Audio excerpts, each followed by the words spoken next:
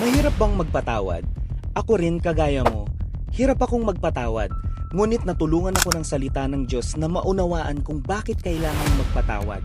Ayon sa Biblia, ang pagpapatawad ay mahalaga dahil ito ay nagpapakita ng pagmamahal at awa na itinuro ni Jesus. Sa Mateo 6:14-15, sinasabi na kung tayo ay nagpapatawad sa ibang tao, ang Diyos ay magpapatawad din sa atin. Sa Efeso 4:32, sinasabi, magpakasakit kayo sa isa't isa at magpatawad kayo gaya ng pagpapatawad sa inyo ng Diyos kay Kristo.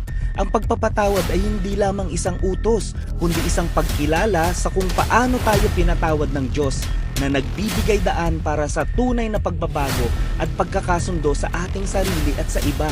Ang hindi nagpapatawad ay nagiging hadlang sa ating espiritual na pag-unlad at pagkamit ng kapayapaan. Kung nais mo ng tunay na kapayapaan, magpatawad ka.